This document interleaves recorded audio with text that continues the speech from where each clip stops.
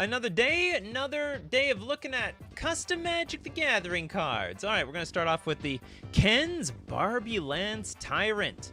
Now, this is, I didn't know Ken was so Esperish.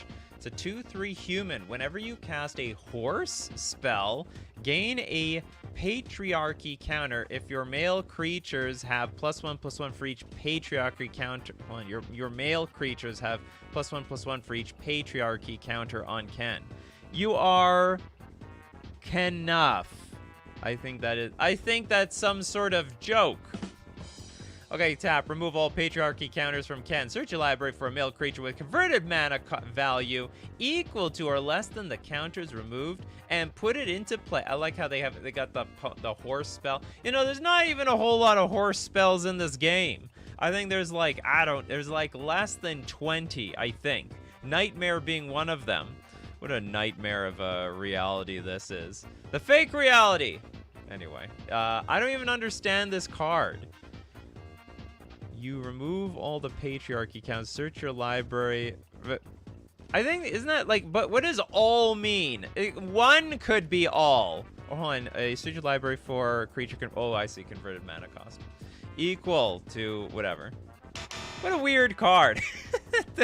Barbie Lance Tyrant. Is this Ken? All right, moving on. We got the Millennia Blade of Miquella. It is a black-white 3 generic 3/3 demigod warrior with words I cannot read. Okay, it's first strike. It's got persist. It's got wither and persist. Okay, wither affects the opponent, not you. Whenever a creature an opponent controls dies, if its toughness was less than 1, put a -1/-1 counter on target creature. I mean, that's legal. What can I say? It's not crazy. Was this an Elden Ring reference of some sort? Everyone, you know, that is the custom of custom Magic the Gathering players. They will reference things from movies, games, and pop culture. It's no accident around here. All right, which super chat do we look at first? I guess we look at elixirs. Thank you so much for the huge super chat. Greetings. 2 cards are looking for your opinion. Contested territory. We have a small group of cards here. Contested territory. And time leak. A battle.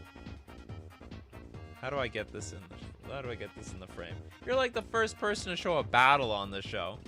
Oh, this is, I guess, the front half of it. So we got contested territory. It's a battle land. It's a land. Here's a battlefield tapped under your protection.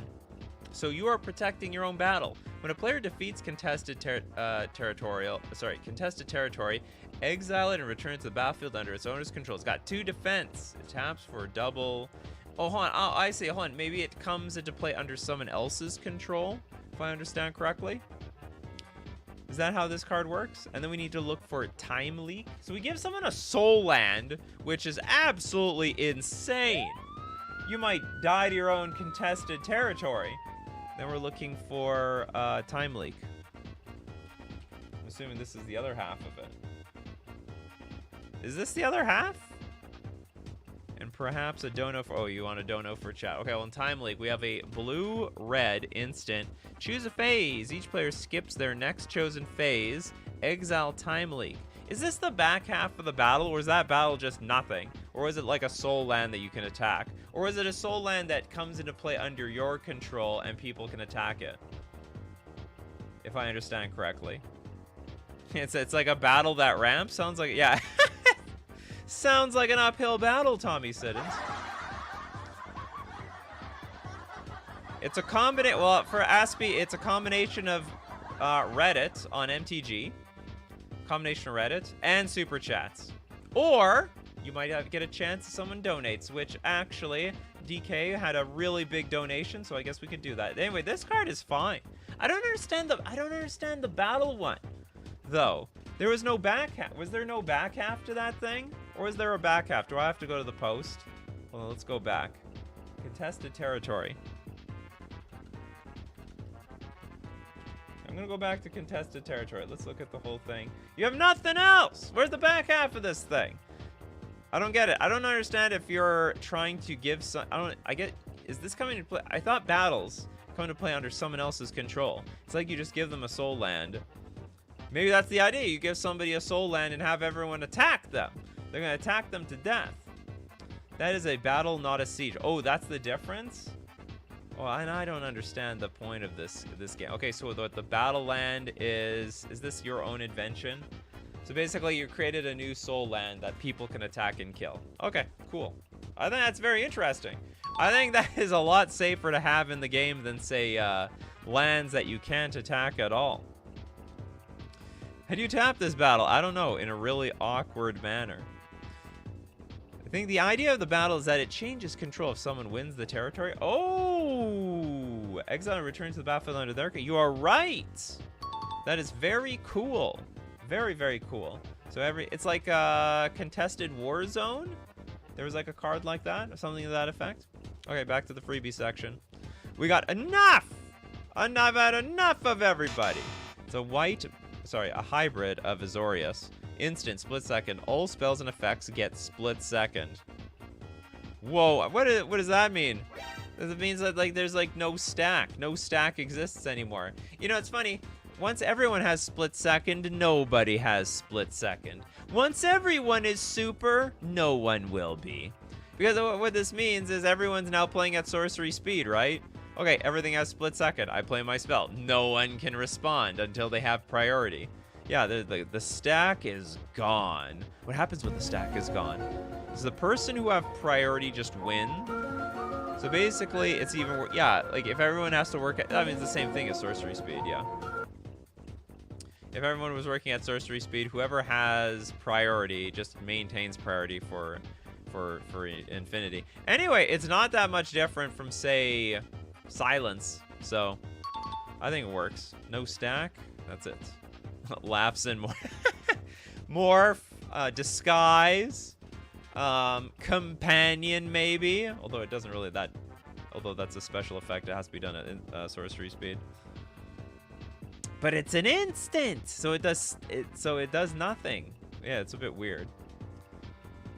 Okay, next up, let's take a look at. Oh, we needed to donate one. Okay, we needed to donate one here. Okay, I'm gonna close my eyes. Forgot about that elixir. All right, we're gonna donate one too. Who gets the donate? Whose is this? It's D with pause. Okay, this is a 2-mana enchantment. Pause enters the battlefield tapped and doesn't untap at your untap step. Pay 2.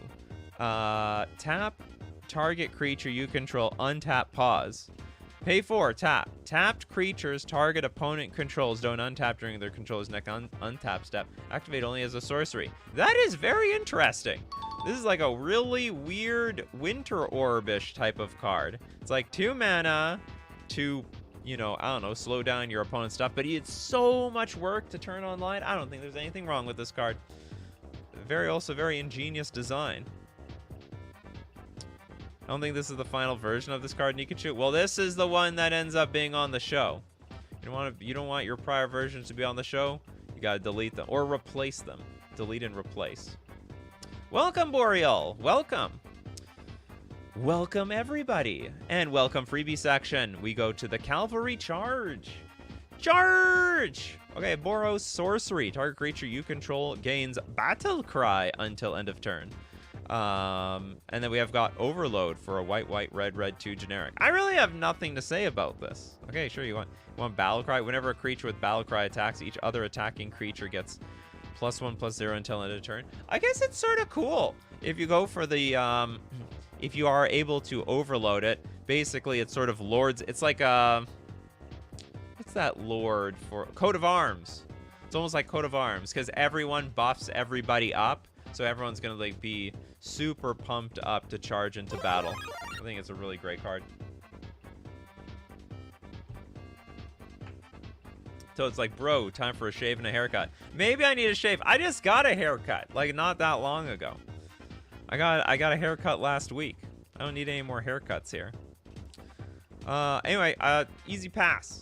We can print this card. Pretty cool idea, actually. Looks like exactly like a real card they would have printed a long time ago. Next, Super Chats. Let's take a look at Toads. Here's one for us all. Coop A card for Steve Cooper. Ah, made one in Steve Cooper's image, have you? Coop Dash. The Trash Can. Okay, 4 mana. Legendary Kindred. Shouldn't it be like legendary, like raccoon kindred artifact of some sort? When Trash Can enters the battlefield, choose a creature type. Creatures of the chosen type gain indestructible. This card is... I don't think it's busted. When it enters the battlefield, choose a creature type. Creatures of the chosen type gain indestructible. Flavor is a huge flavor fail. I think it's fine, I think. It's a very interesting, unique way of giving indestructible to everything, because you have to be of a certain creature type or it's going to really suck. So you're going all in on elves, you're going all in on merfolk, you go all in on them goblins, and you got the Trash Can. I don't know why the Trash Can would protect everybody else. I would assume it's like some sort of food source. It's a food source for the raccoons, that's for sure. But anyway, Trash Can. All right, I think it's okay. The Commander players tell me, because, like, I don't know, the bar seems to be high for indestructible. To make things indestructible seems very, very difficult. Also, well, yes, it's a Kindred enchantment, but it's not like... I was just wondering if you name a creature type, does the Trash Can also get the indestructible? Okay, next up. Lost opportunity. Trash Panda Kindred. The Trash Pandas. AKA the raccoons. Alright, back to the freebie section. We got Gorok, Skybreaker. Gorok is a red, blue, green, 1 generic, 4/8 Cyclops Berserker with reach. Creatures your opponents control have flying and menace. Whenever a creature you don't control becomes blocked, draw 3 cards. Holy moly! That's a lot of value. Opponents control, your creatures our opponents control have flying and menace. That's very hard for you to block them. Whenever a creature you don't control becomes blocked, draw 3. Oh, I see. So I don't understand the design. I guess it's sort of cool, though. It's like you're making their creatures really hard to be blocked, but at the same time, if they do get blocked by multiple flying creatures... Oh, no, but they all have flying. Sorry, everybody's creatures have flying and menace. So basically, like, anybody can just double block anybody else's creatures, but if they do, you cash in. And then if there's a, what's it called? If there's an Orcish Bowmasters on the battlefield, that'll make things even more interesting with them draws and blocks. Okay, next up, moving on with, what are we going to get here? We're going to look at Dimitri. Dimitri's cards for stream.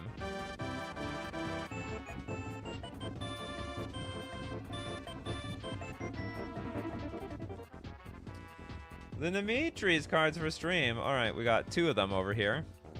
First one, the Samurai Edge. I don't remember any pistols in the Samurai Age. Seems like a bit of a flavor fail.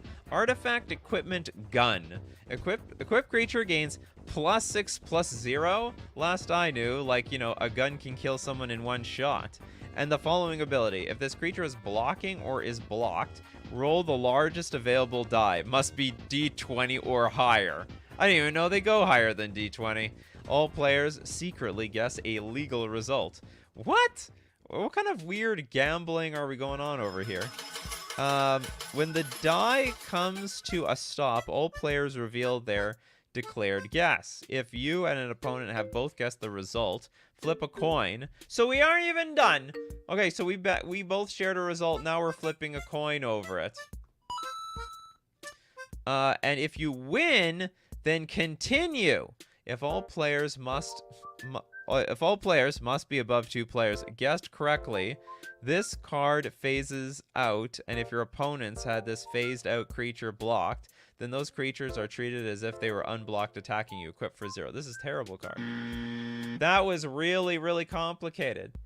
I focused really hard. I don't think I really understood this card in the first place.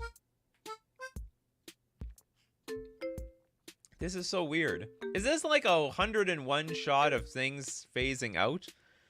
If they correctly guess, this card phases out, which is very hard because we're rolling a d20. We both have to name the same result. Then we flip a coin over it, and if we win, we continue. And then if all players, we continue. If everyone guessed correctly, but do we have to keep flipping coins? Yeah, it's one of those. Yeah, not reading all that. I'm either happy for you or sorry it happened. Majra, very simple. I don't understand. And Majra's been here for a while. Anyway, I think it's a very funny idea. It looks horribly unplayable. All right, hopefully the second one is interesting. Oh, sorry, not that the first one wasn't. It was very interesting. It was just impossible to understand. Okay, your wish has been answered for 0 mana. Looks like a card my brother would design. Legendary enchantment. Instead of paying a spell's mana cost, you may pay or counter any spell converting its mana value to life that must be paid. That's interesting. So colored mana is equivalent as such. Black is to 2. What? Certain colors blue is 20? 20? Okay, red is 3, white is 4, green is 7. So if I understand correctly, instead of spending mana to cast spells, we can pay life to do it instead. And we can also counter spells with the same life. So I guess the idea is not only is blue punished, blue can't even cast spells for free very well, but they most certainly have to spend a lot of life to counter stuff anymore. Hey, I never said how I'd answer. I think this card has a very interesting potential. It's almost like turning everything into Phyrexian mana, really. And we've done that before. We've gone down that route. I'm going to still say this card is just biased to black and red. Not given enough leeway to green and white. But it is a very interesting idea. I think if you, just made it flat, equal to everything else, I think it would be very interesting. Also would speed up games big time. I probably should have some mana cost on this. I don't know, 3 or something. How does this work with colorless mana? This is important. Colorless mana, I guess you're just not allowed to pay for free. You just don't have the option at all. You get nothing. If colorless is 1, then it's danger. Okay, back to the freebie section. Ancestral Retcon is a blue instant. Exile the top 3 cards of your library. Until end of turn, you may play non-land permanent cards exiled this way. Exile Ancestral Retcon. Exile the top 3 cards of your library until end of turn. That is interesting. There's so many red cards like this. Is this broken? It's probably broken. Maybe in Commander it's not easy enough. Because, right now, the going rate for exiling cards and playing them is basically, 2 mana for 2. Or even sometimes 1 mana for 2. 1 mana for 3 is pushing it. That's a lot of cards. You think this is okay? I think this is actually broken. I think it's absolutely broken. Yeah, it's definitely a play on words. That's not what I recall. Why is there a spaceship in the background? The spaceship makes no sense. It should be red. They made it blue. Come on, it's like a bit of a joke on Ancestral Recall. Come on, we all get it. Yeah, art is all over the place. Anyway, I actually think this actually might be a little too broken, in my opinion. A little too, I think it's a little too pushed. Next up, we've got, we're gonna get one from, okay, I'm gonna do all the Siri cards in the second half. Go to Majra. How about the card that broke Cypher? Is that a card you want to look up, or is this Super Chat? How about the card that broke? I don't even know there was a card that broke Cypher. How about the card? Can't tell when things... Oh yeah, you do have a card called this. Couldn't tell if that was a regular comment. You wanted me to look something up. Okay, we got Luna the Mysterious for Grixis mana. Grixis and a 5/5, already pretty big. The Cat God Wizard. Now, this is a flying... Wither again. This is the second Wither card all day. You people love your Wither. And also indestructible. But you know what beats indestructible, people? That's right, it's Wither. Now, as long as your devotion to blue, black, and red is less than 9, Luna isn't a creature. Instant and sorcery spells you control have Cipher. Oh! Last week, you told me it's impossible to break Cipher. Yeah, Toads. You suggested a card to break Cipher. That's right. All right. So Majra took up the challenge. Okay, instant and sorcery spells you control have Cipher. So I guess the idea is you want to Cipher it onto Luna, which is indestructible, which makes it very likely that you'll get the Ciphered card over and over again. Whenever a card becomes encoded on a creature you control, if that card doesn't have Cipher, it gains Cipher. So whenever a card becomes encoded on a creature you control... Oh, I see. So it basically turns everything into Cipher. I still don't know if this is broken. I mean, if you took out all the Cipher stuff, maybe this card is broken. Because 3 mana for a Flying Wither indestructible, that's pretty good. Okay, that's pretty good by itself. I don't think this breaks Cipher. I think this just breaks Magic in general. It's like putting Cipher on Ancestral Recall. 1 blue, instant, draw 3 cards. Also Cipher that onto a card. We broke Cipher, right? No, we didn't. The card is just broken by itself. This is not even a fair card in the first place. Yeah, exactly. It's way too strong of a creature. This thing's I mean, code red. How to break Cipher. Artifact 0. Whenever you cast a spell with Cipher, win the game. There we go. We have another way of doing it. There's more than one way to skin a cat here. The broken challenge pass. It was broken. You are right. All right, I think this is not even close. This is broken, that's for sure. But broken for the wrong reasons. We got Planeswalker's Immunity. Now, this is a white 3 generic enchantment. Players may commit crimes, but only when acting in an official capacity, whatever that means. Will the council for 0. Choose an opponent. The next crime they commit this turn is done so in an official capacity. Is that a real thing? Like, is official capacity an actual mechanic? The lower courts can sort it out, and by lower courts, haha, well, let's just say, my pundits. Your pundits, huh? Players may commit crimes, but only when acting in an official capacity. So for 0 mana, choose an opponent. The next crime they commit this turn is done so in an official capacity. So the next time they target somebody,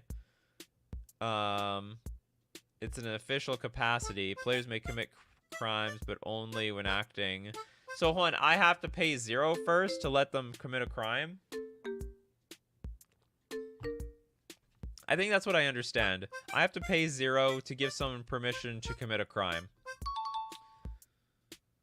And that's fine. Otherwise, I guess they're not committing crimes. They're just targeting me legally. It's illegal for all legal targets.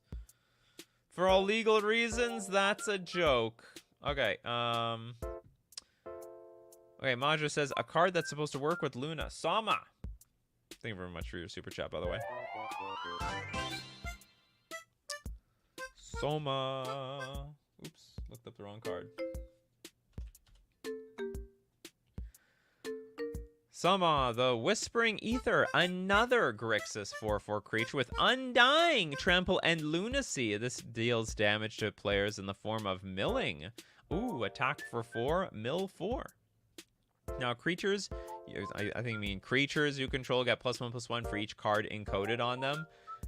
This is probably good. This is probably not breaking Cipher. Whenever a player mills or surveils 1 or more cards, you may exile an instant or sorcery card from among them face down. It becomes Foretold. Its Foretell cost is its mana cost reduced by 2. I don't think this breaks the game or anything. Russell says it doesn't get because he lives in Canada. Like, we don't have corruption in our courts. Go on, the corruption is not equal. The corruption all over the world. Salma, Whispering Ether.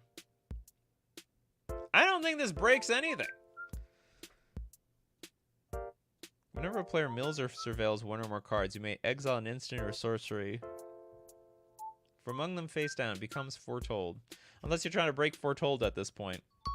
I think this is legal. I think this is a pretty legal card. Actually, I'm not particularly threatened by it. Some is definitely not standard power level. Well, well, you know, a lot of these cards on this show, not really standard power level, you ask me. I mean, is this standard? This next one, let's guess if this is standard power level. We have a fortification. Isn't that like equipment for lands? Okay, 1 mana. Retrofitted smithies. Fortify for 3. There's the battlefield. You may attach it to target land you control. Whenever a fortified land is tapped for mana, add a colorless. Broken! It's absolutely broken. It's Birds of Paradise. For any color, basically. For any deck, you have Birds of Paradise here. It's like, I guess it's closest to Utopia Sprawl, effectively. They're bringing Fortify back. Anyway, this is good for this is good anywhere. This is absolutely insane.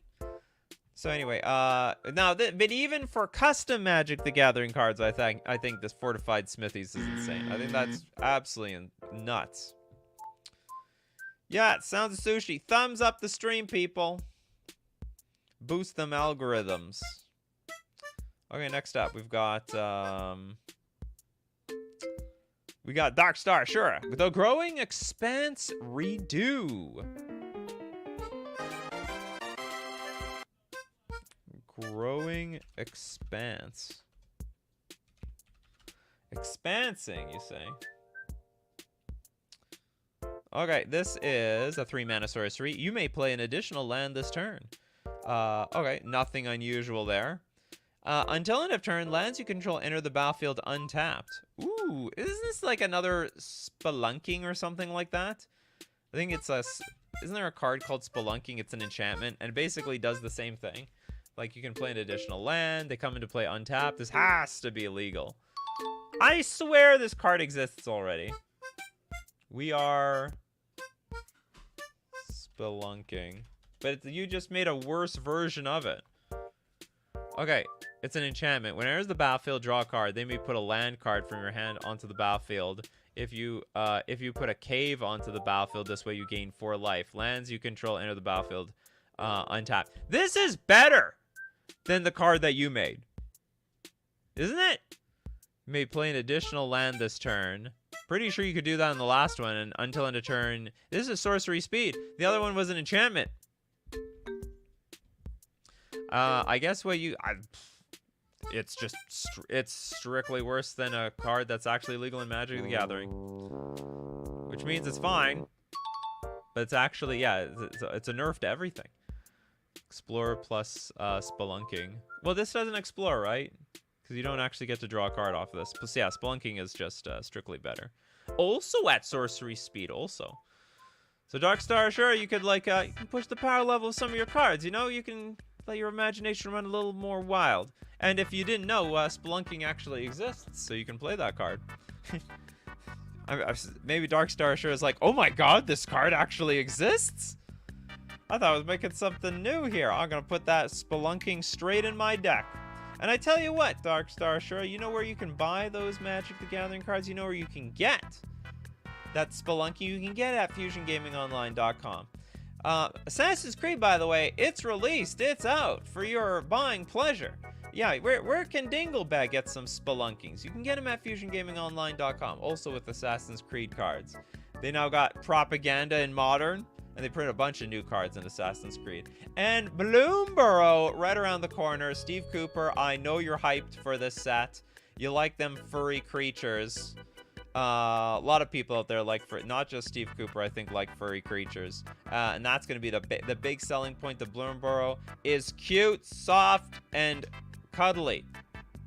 And those spoilers are going to come out. You're going to rebuild all your decks. You better believe they got to have squirrel tech here. The squirrels. We might even be able to make a squirrel show for Toads 24. If there's anything hot from FusionGamingOnline.com that you want to buy, don't forget to use coupon code Nikachu at checkout for 5% off all your purchases.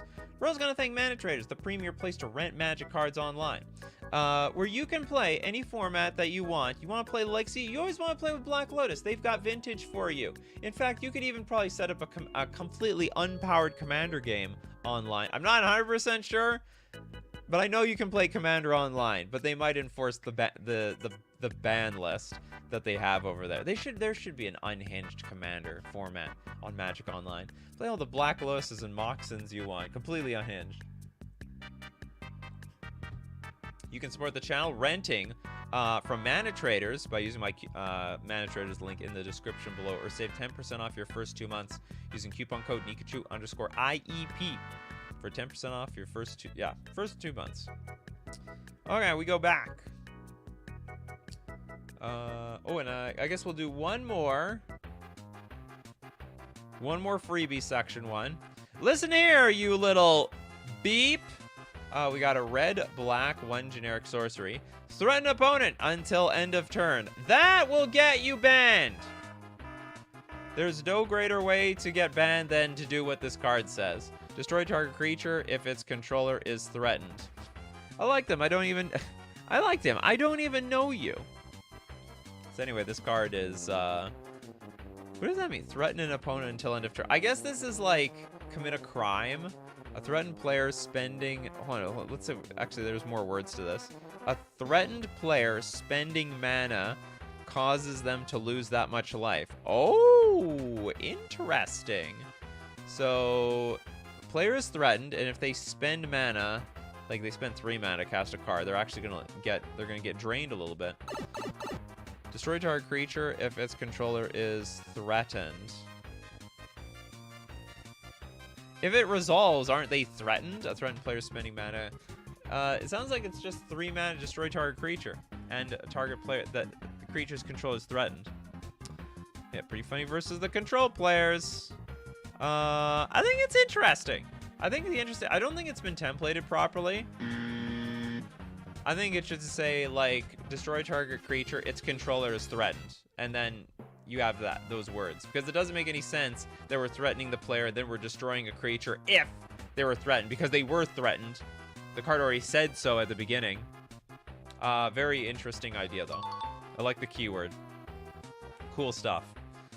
It's not the same as mana burn. It's like mana burn is mana unspent. This is inverted mana burn.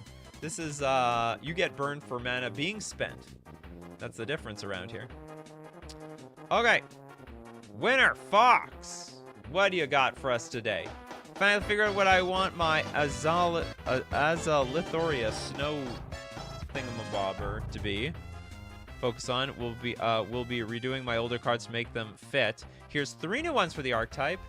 The Aza apostrophe Lithoria reworked. Oh, I couldn't find it, damn it. Okay, let's look up reworked. People with your commas and apostrophes. This has to be it. Alright, we starting off with the Arc of Distant Nostalgia. Is this like a door to... This is like the door to the closet from that movie where everyone was a king and there's a bunch of animals there.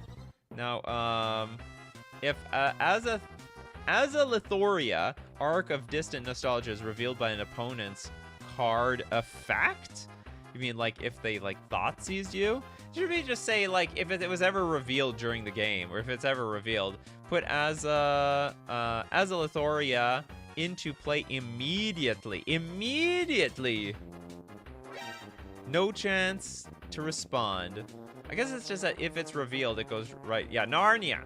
That's what I was thinking. I was thinking of Narnia. I've seen the movie once, maybe like 20 years ago.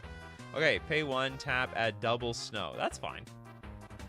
I like the idea that if someone ever was snooping on your hand via like Thoughtseize, Inquisition of Kozilek, Gitaxian Probe, Vendilion Clicks, like what? Gotcha.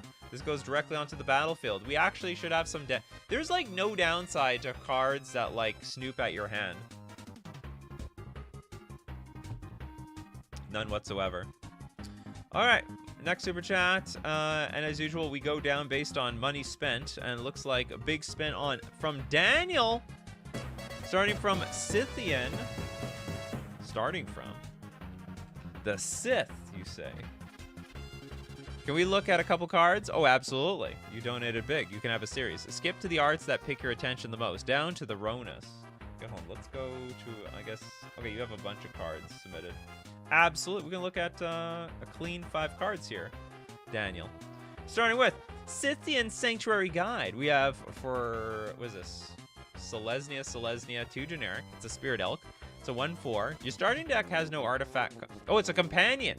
Your starting deck has no artifact cards, and Elk is the most numerous type among creature cards in your starting deck, with at least 16 of them.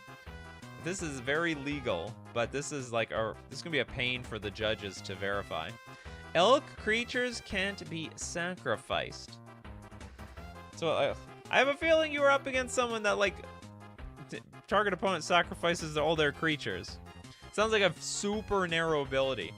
Whenever you would create 1 or more creature tokens, create a 3/3 green elk creature token instead. Cool. I have nothing against this card. We got the Saline Moon Touched. It was touched by the moon. Oh, some people get touched by some people touch their heart, some people touch the moon. It is a Selesnya, a Golgari, and 2 generic for a 1/4 Dryad Elk with Vigilance. That's right, we need Vigilance 1/4s around here. And then at the beginning of your upkeep, put a Shroud counter on Selene Moon Touched and remove all Shroud counters from each other creature you control. That is bizarre. Tap to add one of the Abzan colors. Tap and untap Elk you control. Move a Shroud counter from Selene Moon Touched to another target creature you control. Yeah, so you can do that at instant speed. So at the beginning of your upkeep, put a Shroud counter on Selene, and then we remove all the other ones.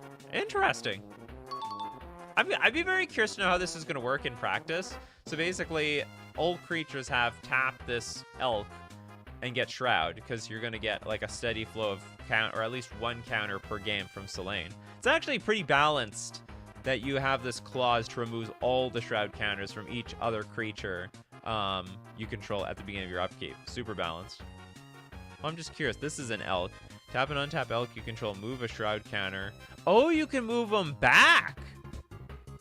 What is Shroud again? You can't be targeted by anybody, you or the opponent. Oh, I just thought about this.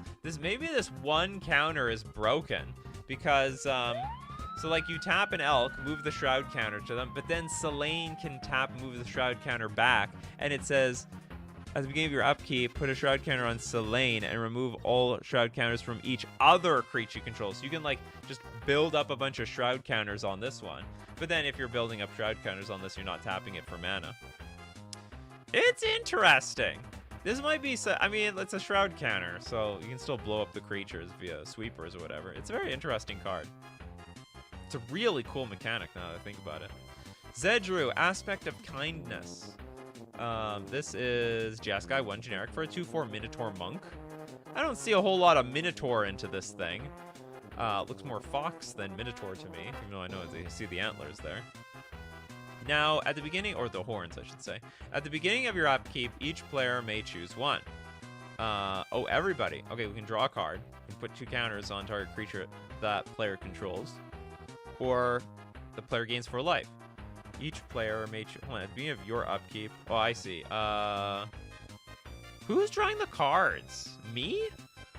Each player may choose 1. That player draws 2 counters. Oh, I think... I can't tell if they get... Who's getting the ability? Is it on my upkeep, my opponent decide what I get? I guess that's how it is. It's antlers? Okay, I'm going to trust you, Toads. I'm going to trust you. Okay, we add a blue, red, white for each time a mode was chosen this turn. Until end of turn, you don't lose this mana as steps and phases end. Add blue, Jeskai for each time mode was chosen this turn. Oh, I see. So for each mode chosen, you get mana. That's a lot of mana. That's a lot. This card's pushed a little bit. Oh, these abilities are for everybody else? Okay, then this is fine. So the point is, oh, they may choose 1. If they get the mode, I get the mana. Got it. Cool card. Can't as many creatures with antlers, bro. You're right, but it's a Minotaur. Do Minotaurs have antlers? Like, no, that's not a thing. You show me a Minotaur with antlers. Oh yeah, you present. You show me. It doesn't exist. Minotaurs and monks don't have antlers. Unless this was possessed by Oko or something.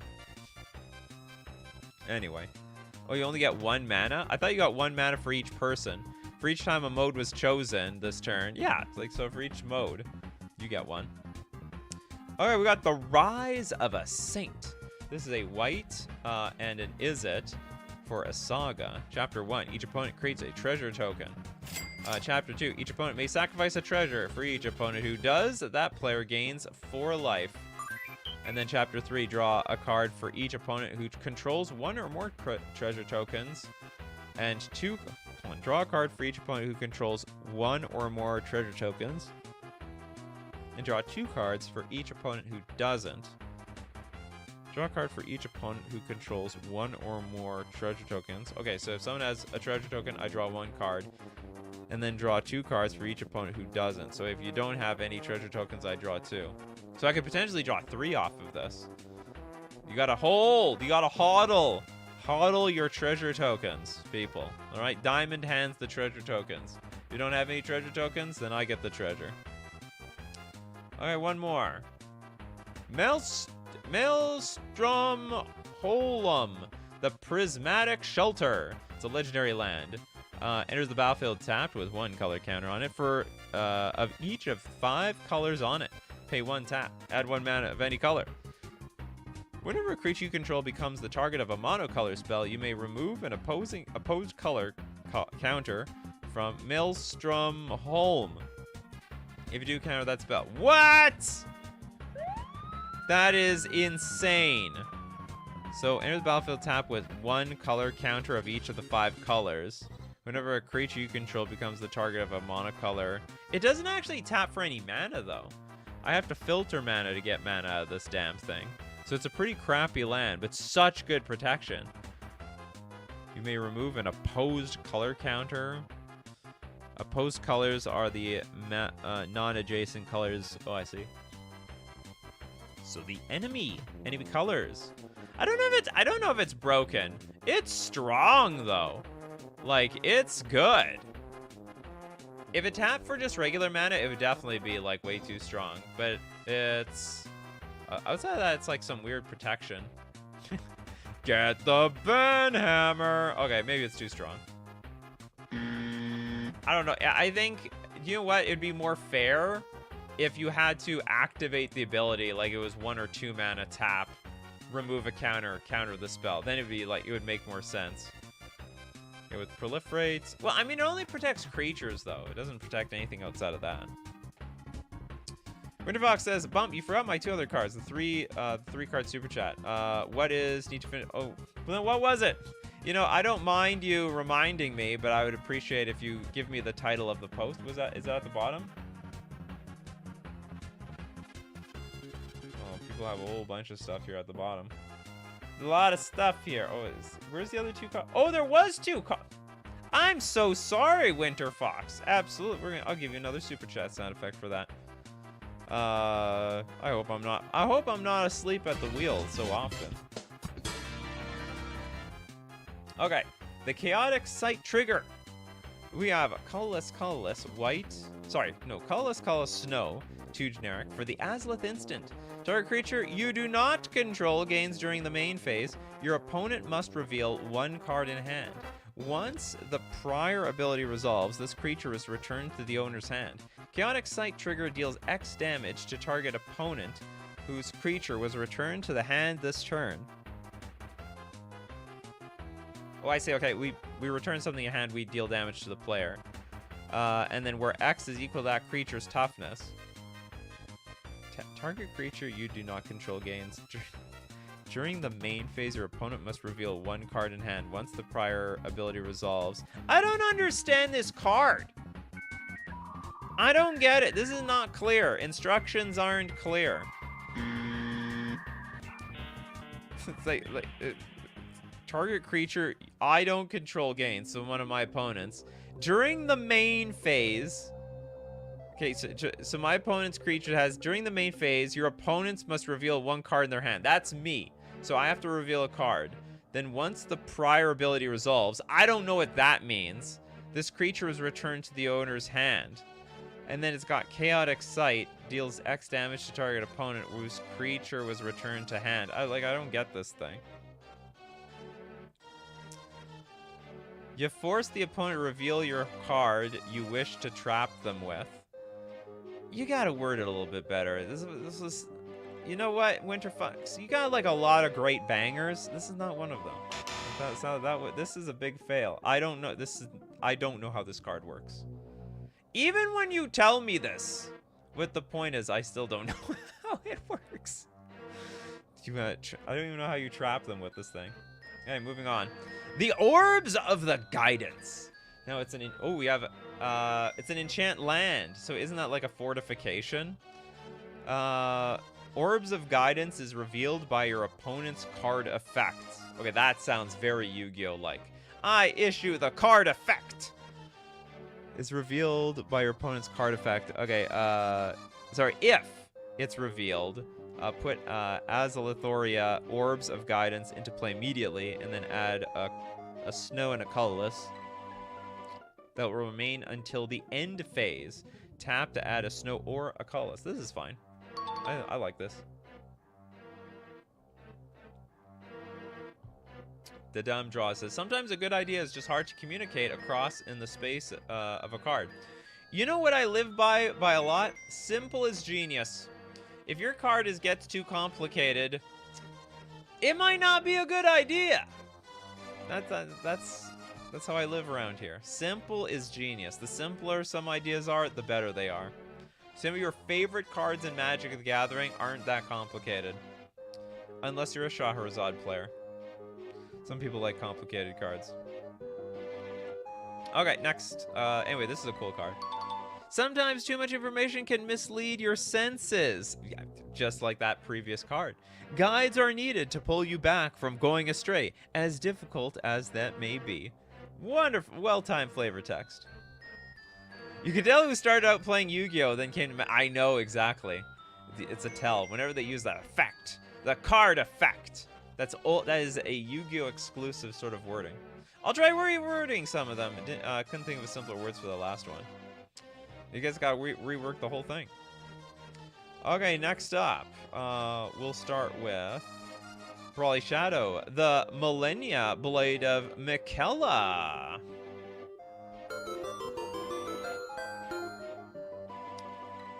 Millennia. Ooh, the blade. Well, this is a lot. The only one? That's a big donation for one card. Okay, we got the Millennia. Uh-oh. Where's... Okay.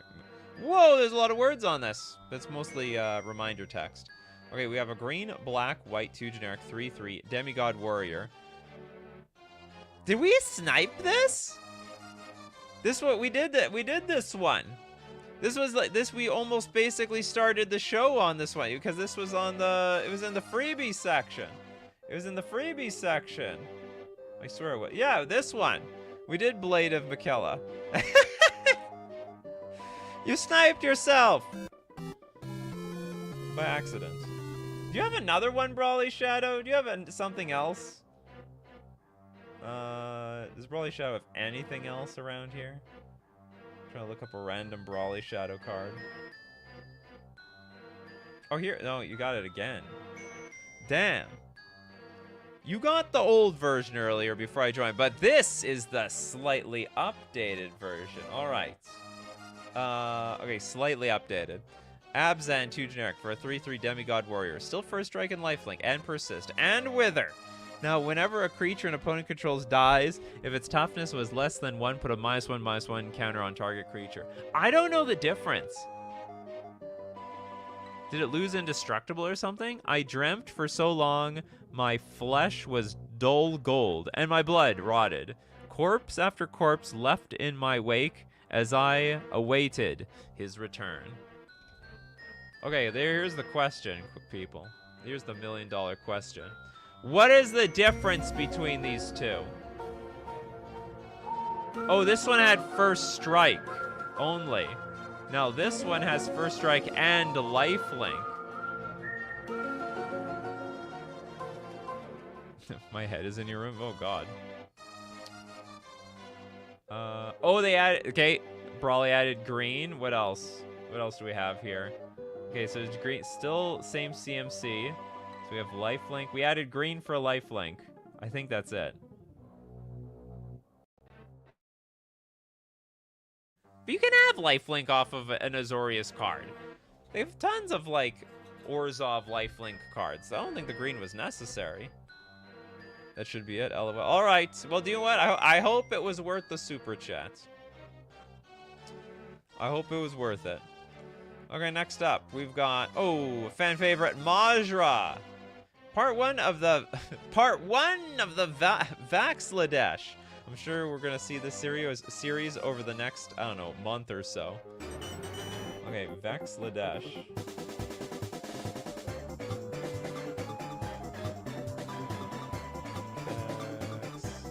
Vaxladesh, all right.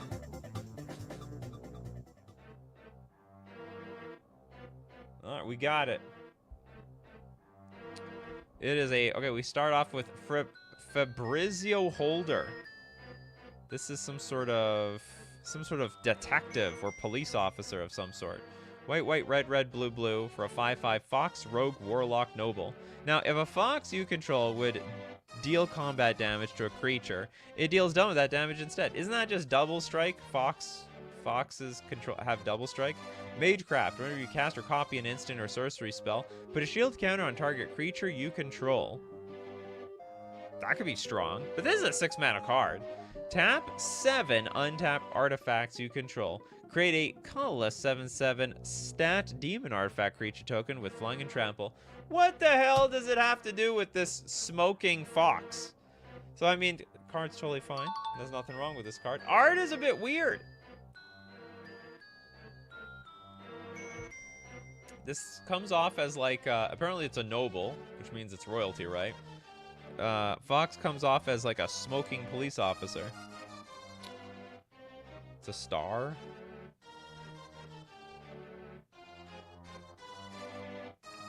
Miracle, huh?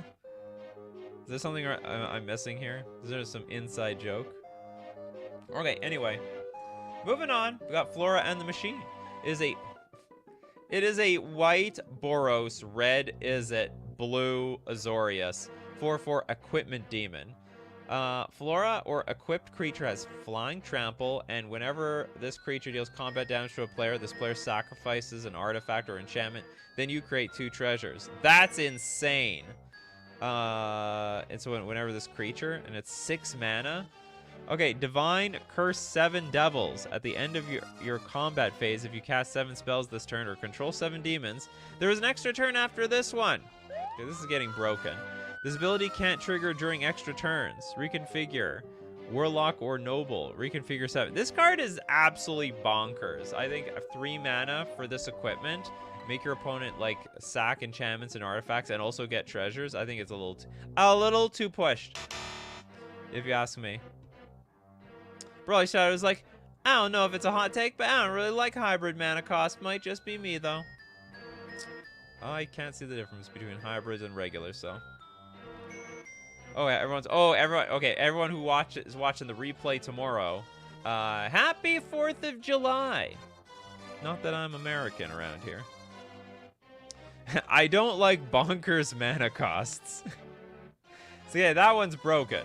I think it's a little broken. Advices for a white 2 generic sorcery. Draw a card, you gain 2 life, and you get to demonstrate. What's demonstrate? I'm gonna assume this is fine. Draw a card, you gain a little bit of life. Sorcery speed. Demonstrate, how bad could that be? Okay, I'm gonna assume this is fair, but I don't know what demonstrate does. I could be wrong. Alone in the Crowd. Love the name. That sounds so cool. Blue 3 generic sorcery. Shuffle target creature or planeswalker into its owner's library. Super banger card. Probably could be cheaper. Shuffle target creature or planeswalker. I bet you can do that for 3 mana. Or maybe 3 mana is too tough. Target creature. Yeah, I think you could get away with 3 mana, to be honest. Especially if it's like blue, 1 generic. You missed that Fabrizio makes stars demons. Oh, let's go back.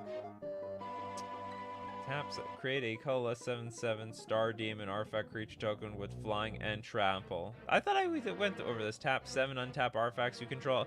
Yeah, create colorless 7/7 star demon artifact creature tokens with flying and trample. I think it's okay. I think. Like, it's 6 mana and you need a billion artifacts. And it's only a 7/7, so like, big deal. I think.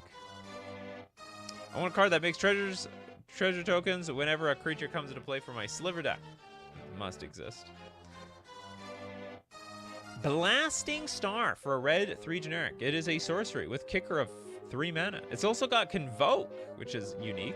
Blasting Star deals 5 damage to target creature or planeswalker. Now, if the spell was kicked, it deals 7 damage, divided it as you choose among any number of targets instead. So 7 mana, yeah, pick things off one at a time. Create a number of 0/1 colorless star creature artifact tokens with flying and equal to the number of permanents that spell destroyed. I think this is okay. I'm guessing this is the type of card that enables cards like Flora and Fabrizio Holder. This is insane. This is like an extra turn generator, ramping, make you lose your artifacts and enchantments nonsense thing. That was just too strong. Nikachu! You should ban Fury and anime cards, but admittedly, it might be a costly policy for you. Absolutely not. No, I welcome the anime cards. I'm sorry, you didn't say Fury, you said Furry. Furry and anime cards. And Disney cards. Those are very popular cards on this show. Next up, Elixir. How much to donate to see you make a custom magic card yourself live on stream? Also, also Firefall. 0%. Nothing. I don't know. Do you guys want to make like a bunch of custom cards in person? I don't know. Maybe there could be a show where we all make one. I'm not making them. Okay, we got Firefall. This is a red sorcery. Destroy target land. Okay. How are you going to make this fair? I mean, I don't know. Maybe you search your library. Its owner may search their library for 3 land cards and exile them. If they do, choose one at random and put onto the battlefield under their control. Oh, that's interesting. So they don't actually even get what they want. And actually, this could backfire on you so badly. Oh no, this is you! You want to destroy your land. That's how this is working. So the idea is destroy your land, you tutor for any 3 lands you want, they're exiled, and one of them enters the battlefield under your control. That's insane. It's like a gamble of some sort.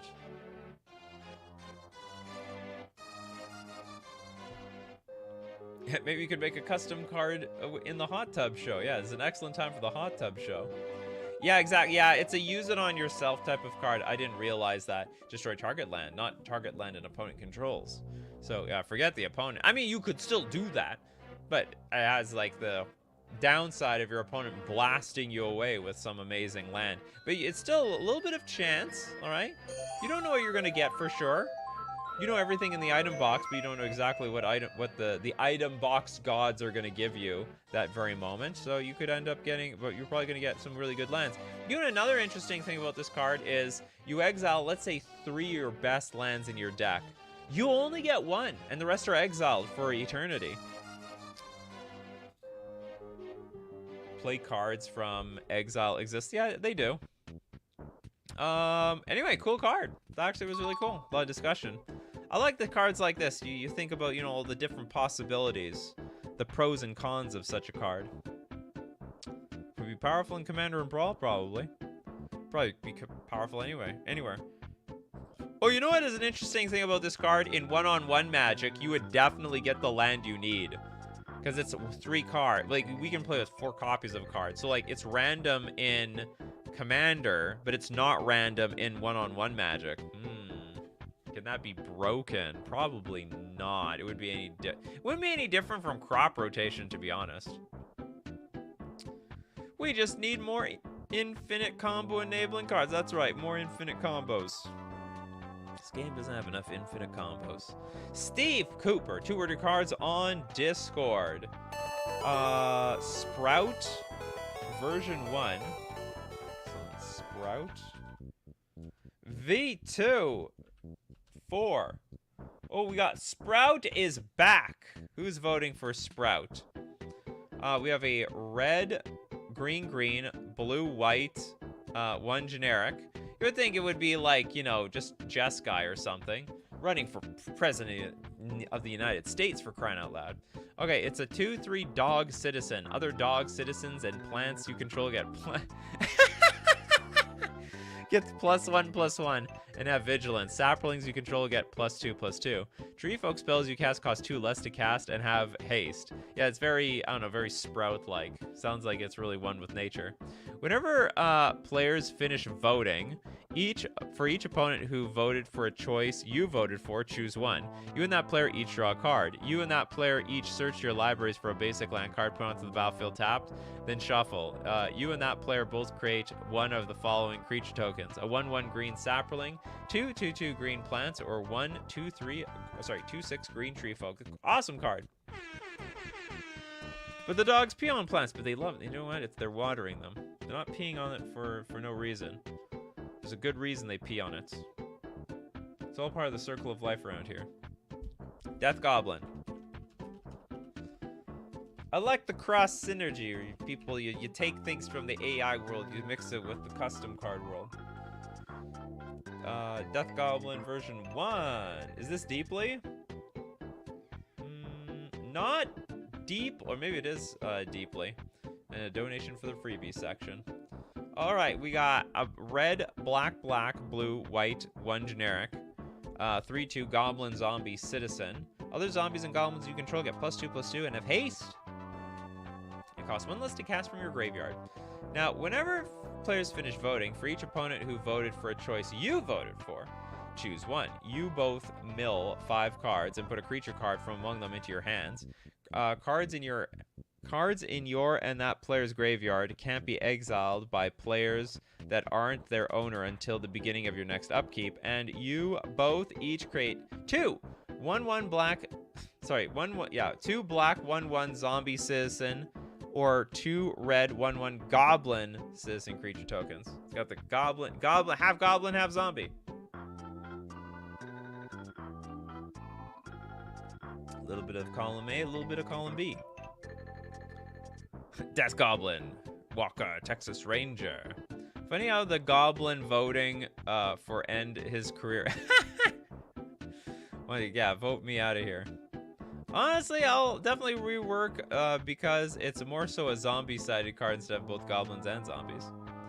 But yeah, it could be a golem. It's Golem Corpse. Yeah, when you die as a hobbit, you become a zombie, which ends up becoming like more of a goblin. Okay, cool card. And now we got one donation. Let's jump. Okay, I'm gonna close my eyes and we're gonna land on Pow. I don't know whose this is, but it's Mega Man Super Fighting Robot. It is a white-green 2/3 robot with vigilance. Whenever a legendary creature dealt damage by Mega Man Super Fighting Robot this turn is destroyed, you may create a copy of that creature, except it's an aura. Attach that aura to Mega Man. Mega Man has all activated abilities of auras attached to him this way. Also, you can tap Mega Man to deal damage equal to his power to target creature. So hold on, we somehow turn things into auras? Whenever a legendary creature dealt damage by Mega Man, this turn is destroyed. You may create a copy of that creature. So we create a copy of the creature and it goes on Mega Man. Does Mega Man absorb powers? Deals damage to his power to target creature. This is actually, hold on, this might be broken. The fact that you can just tap this thing and like bolt things, or maybe shock things to death, and has vigilance. Oh my goodness. I would never want to play against this in one-on-one. Epic Nate says absorbs powers. Steals a bit. So what is this, Kirby? Steals abilities of the robot masters. Makes more sense than Kirby, to be honest. You defeat a machine, you absorb the machine. All will be one.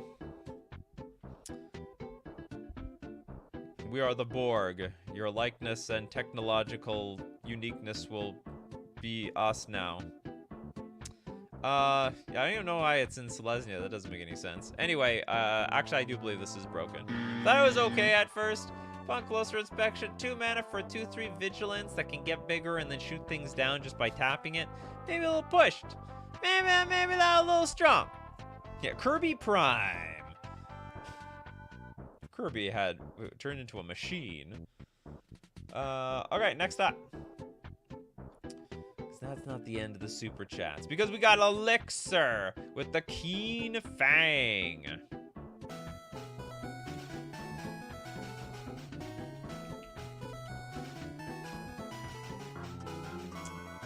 Keen Fang is a red-black 1 generic 3/3 rat warrior with Death Touch and Menace. The legend rule doesn't apply to non-land permanents you control.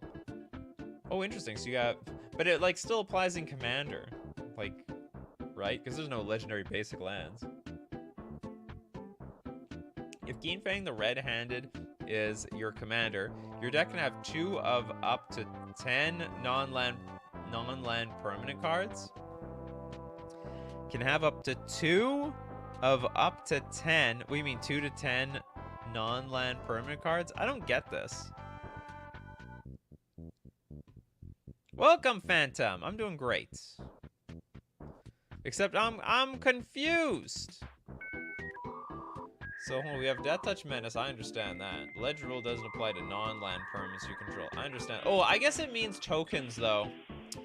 I guess that counts tokens. So okay, there is actual practical purpose to this. Then if it's my commander, my deck can have up to 2 of up to 10 non-land permanent cards. I don't get that. You can have 2 of 10 permanents. I think you can have 10 cards and 2x instead of singleton. Ah, that's the idea. So you're trying to turn Commander into one-on-one magic, are you? With the Keen Fang, the red-handed. Sounds like it breaks the game. Okay, well, I like it. I have no problem with this card. Commander players might have a problem with that, though. We have a problem here. Okay, next up, we've got Majra. The first 3 cards. Oh, yes, because you tried to break Cypher earlier. The first 3 cards of part 2 of the Vexladesh. Too bad Pride Month is already finished because the first 2 cards are Fabrizio's husband. That, you know what? You can always... It's never too late to extend Pride Month. It could be Pride Year. Basically, that's what it is right now these days. It's Pride Year. Okay, part 2 of Vexladesh. You don't stop being proud after June, Majra. We'd be proud all year long. Okay, Lauren Zacchio Machiavelli. A lot of names I can't pronounce on this show. I can pronounce this one. This is a 6 mana 3/3 Cat Rogue Warlock. Partner with Xeras. Affinity for foxes, wizards, and warlocks. So we can play this for like 3 mana. Magecraft. Whenever you cast or copy an instant or sorcery spell, you can scry 1. Now, at the beginning of each end step, reveal the top card of your library. If it's an instant or sorcery card with mana value X or less, so if an instant or sorcery card with mana value X or less was revealed this way. What's X? You may cast it without paying its mana cost, where X is the number of wizards and warlocks you control. I think this is so strong. Or is it? Okay, it's a partner, it's got affinity, it's got magecraft. These are all like mediocre ability. Maybe this is okay. Okay, do you know what? I take it back. After evaluating this, it doesn't do anything super broken. It's a little bit of card advantage at the end. It's fine. I'm good with this. Okay, next up. We got the Z. Okay, so this one is that partners with the last one, the Xerez. Lauren Zacchio's Shenrei with a red for 2/2. It's Equipment Spirit again. Partner.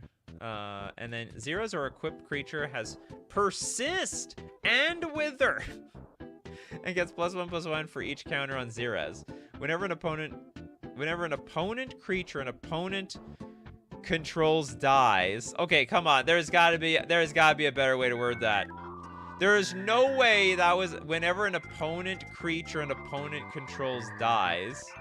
Wait, I think it's just whenever a creature an opponent controls dies, put a charge counter on Xerax. So we definitely we're gonna dock some marks on that one.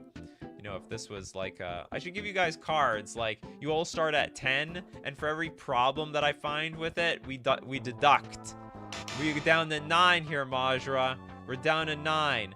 Damages from it should be just damage from non-creature sources you control have wither. It's got reconfigure for red and 2 generic. We got it's an 8.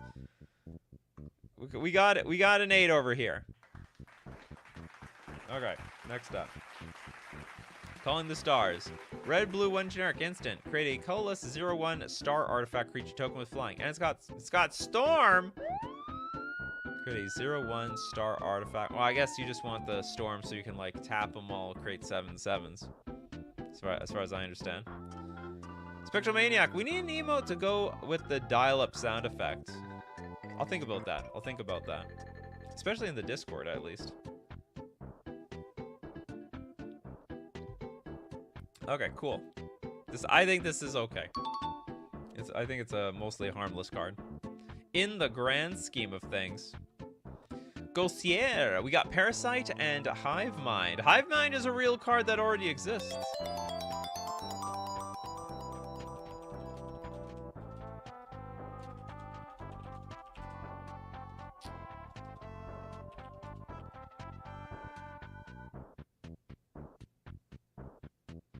Parasite and Hive Mind. Didn't realize Hive Mind was already a card in MTG. My bad. Yeah, we used to disqualify things for that. It's like that already exists. It's okay. Hive Mind. Just call it like the Hive-ish Mind or something like that. You know, very easy fix. Put it the Hive Minds. Just add an S. That's Scrabble tech. Just add an S to any word, get extra points. Okay, we got a black 2 generic 1/3 World Eater. For 3 mana, tap during the beginning of an opponent's blocker step. You guys don't make this easy, do you? It's never easy. All right, at the beginning of an opponent's blocker step, which means they're attacking, I guess. You may create X, white, and red 1/1 Hive creature tokens on the defending player's field, which would be me. Where X is the number of creatures attacking this turn. Okay, so you attack with 10, I get 10. You may assign the blockers for combat this turn. Okay, interesting. Whenever Hive creatures on an opponent's board kill a creature, you may put that creature from the graveyard onto the battlefield under your control. I think I understand how this card works. I think it's okay. Yeah, it's Hive Mind 2. It's the sequel, okay? Sometimes the sequel is better than the original. Usually it isn't. Yeah, Hive Mind 2. Back for mind control. Okay, next up, we got Parasite. Is a red, blue, 2 generic 1/3 worm with Death Touch. And whenever Parasite kills a creature, Parasite gains X +1/+1 counters, then deals X damage to that creature's controller, where X is that creature's power. This card seems insane. Why does it have Death Touch? It is like literally a blue and red card. This is just a blue and red card here. It's 4 mana, so I can't say it's like broken. If it kills a creature, gain +X/+X. Hold on, what? Then deals X damage to that creature's controller, where X is that creature's power. Okay, so if I live to tell the tale, I get as much power as that last creature was onto this, and I deal damage to something. But honestly, there are a lot of situations Parasite's just gonna die, so I think it's totally fine. Aren't there like 1 million with Death Touch and MTG? Probably. Oh, aren't there like 1 mana with that? Yeah, but in green. You ask Australia, all right? They got all sorts of bugs in the wilderness. They kill you. They bite you, you're dead. A lot of 1 mana creatures in Australia. They're dangerous. But in blue and red, no. No, I don't think so. Will Anderson. I bet you've been waiting, Will Anderson. Thank you for still being here. The clay pits. I gotta wash my clay pits. Oh no, I can't look it up. It doesn't exist. What happened, Will Anderson? Did you just post this today? The clay, is it Clay Pit? No. Was it on Reddit?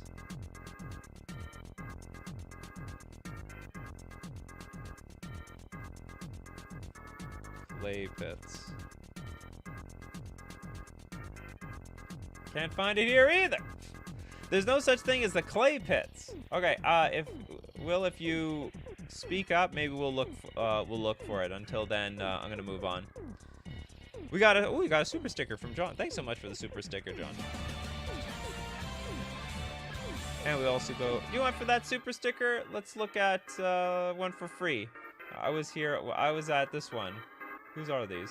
Dimitri. Okay, you get a free one, Dimitri. We got the dual Aurora Wave. It's a white legendary instant. Transform all creatures. Or is this going to be one of your super chats later? Well, I'm still looking at it anyway. Transform all creatures that transform into pretty cure creatures. If you are being attacked by at least 70 black creatures, then you may cast this spell without paying its mana cost. That's a lot of creatures. 70, what? Someone's playing a big zombie deck of some sort. That's impossible. Okay, then you may cast this spell without paying its mana cost and prevent all responses. And if you do, immediately change the phase to the end phase and negate all triggers that would be below this on the stack. Absolutely, that's exactly what it would do. So is it like a 1-mana silence? Or a 1-mana end the turn? If you're being attacked by at least 70 black creatures, then you cast this spell without paying its mana cost. Okay, so basically it's just 1 mana end the turn. It was a really, really convoluted way, really hard way of explaining it, but I guess we got there. Yeah, you know the numbers are going off. Okay, Clay Pits. But you didn't name your post. Will, there's no post called Clay Pits.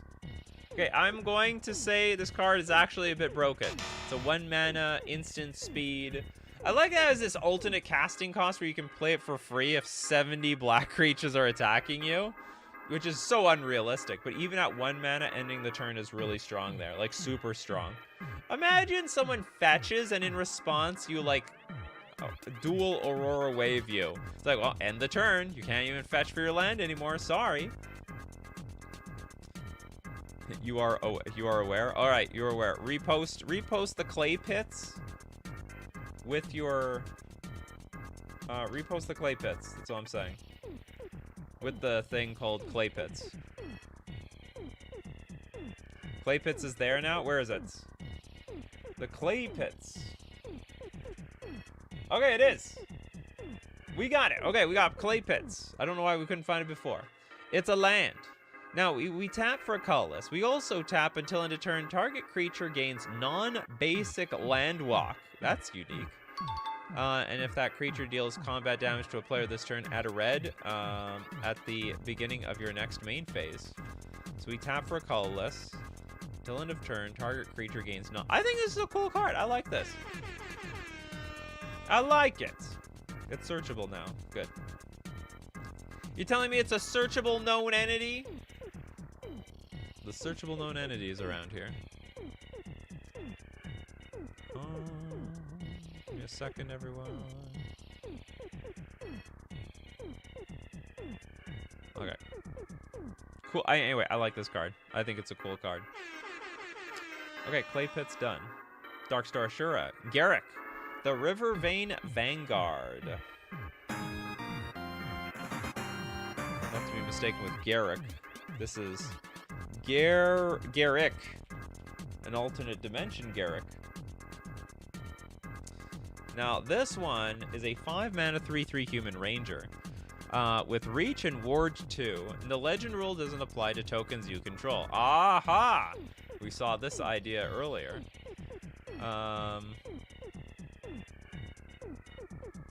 Wait, did you have a message? I got robbed.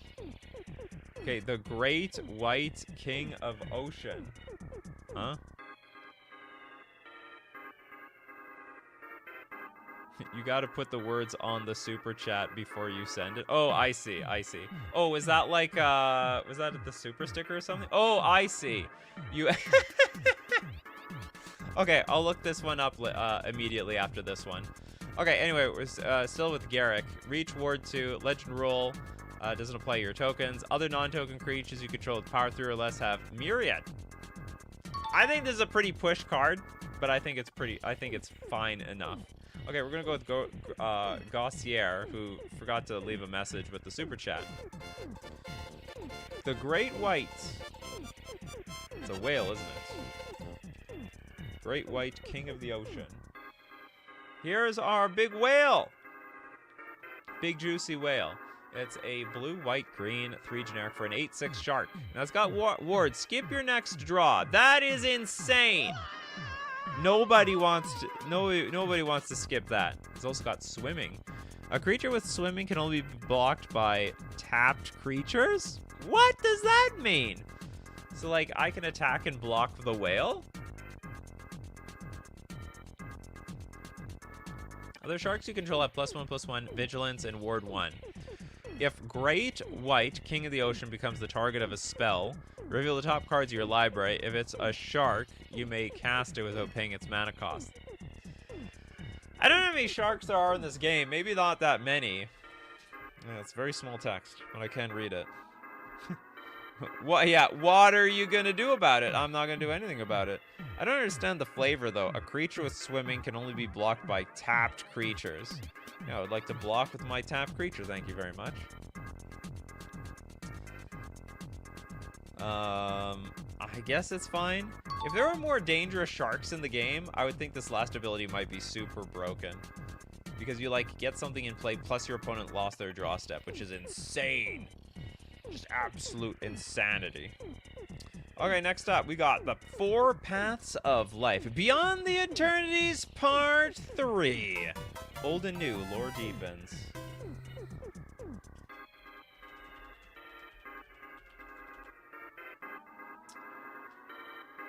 Alright, let's take a look at this.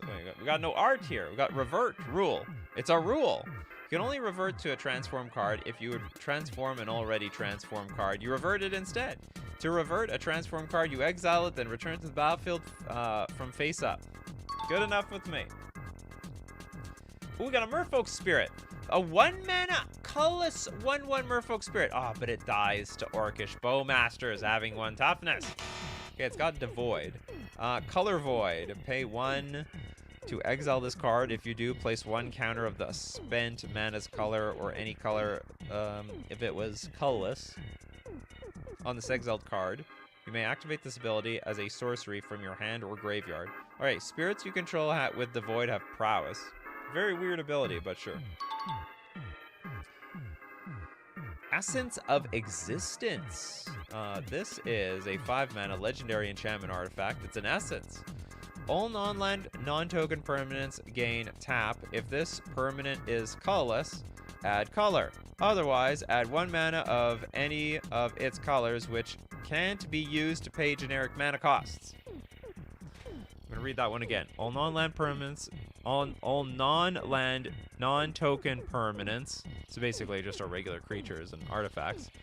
If this permanent is colorless, okay, so now we're really speaking to the artifacts. Why don't you just specifically say all artifacts? Non-land artifacts. Doesn't that make much more sense? Add colorless. Otherwise, add 1 mana of any of its colors, which can't be used to pay generic mana cost. Okay, so you actually want like regular creatures. Oh, sorry. If the permanent is colorless, I get it, you add colorless. But the permanent has colors, you can tap it for mana. If a permanent that isn't a spirit essence or a land is tapped for either for mana or to reduce a mana cost, it loses and can't have all colors and abilities under its controller's next turn. This is a confusing card. If a permanent that isn't a spirit, essence, or land is tapped either for mana or to reduce a mana cost, it loses and can't have all colors and abilities until... I don't understand where it says it loses, so I actually, you know what, I read it twice. I don't understand. This card needs to be clear, like way clearer. Or you get rid of one of these abilities and then make the other, like, make one of these things into 2 paragraphs that are just clear to understand what they do. But I don't understand what the last one does. Ooh, we have a split card. We got the Embodied Lady. Hold on. Embodied Lady, Nexus Echo, 7 mana for a 4/4 Spirit Avatar. When you successfully cast Embodied Lady, Nexus Echo, or activate one of its abilities, for each color of mana spent as cost, put a counter of that color on it. Alright, so we put a counter on it for each color. Now, pay 1 tap, add 1 mana of any color. During the next upkeep, untap Embodied Lady, Nexus Echo. If Embodied Lady, Nexus Echo would leave the battlefield, exile it instead with all color counters currently on it. With all color counters it currently has on it. While exiled in this way, you may cast it onto the battlefield, transform by paying colorless, and 1 mana of each color it is not. Which is every color, isn't it? It's a colorless card. Then we have Quintessential Echo of Corona. An 8 loyalty. Your devotion to each color and combination of colors is increased by 1. To prevent all non-combat damage that dealt to Quintessential Echo of Corona. Also, its loyalty counters can't be reduced by spells and abilities other than its own. +2. Exile target card you own from anywhere. Put a counter of any color on it when exiling. -3. Choose 1. As if we don't have enough choices already on this damn card. Add 3 mana of any combination of 1 color or colorless. Target player exiles up to 3 land cards from their hand and or battlefield. And then, I guess, -12. You gain an emblem with. When you gain this emblem, choose a color. You can spend any mana of the chosen color and vice versa. Then revert Quintessential Echo of Corona. Okay, that was a mouthful.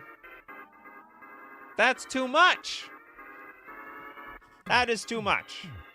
If I'm not mistaken, this is a normal amount of text for Planeswalker. I don't know, maybe.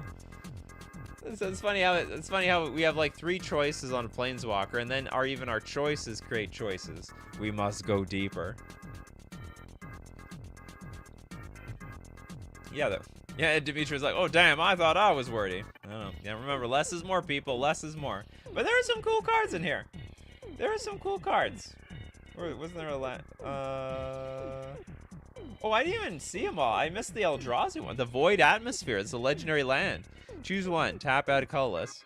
Or put a spirit creature from your exile onto your battlefield. Oh, come on. That's broken. Or tap exile target Eldrazi permanent face down. It's also broken. For 1 land. And you can turn things into changelings. Some of these are too strong. This one's like, okay, this is fine. This one doesn't make a whole lot of sense. This one too strong. This one probably also too strong. It's today choice day. We love our choices, that's for sure. Here we are entering Dimitri territory. You know, there are fans of you, Dimitri, out there. There are fans. It's like, well, if Dimitri can do it, I can do it. Tadam draws 5 cards from Xenomorph Part 1.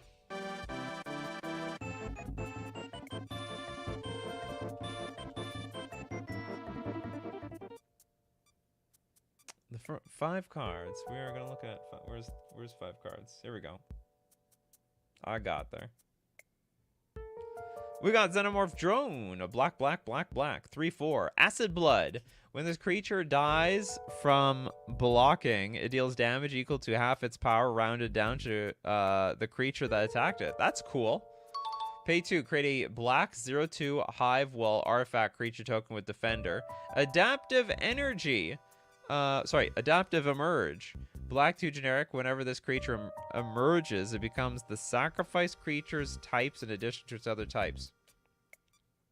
When this creature emerges?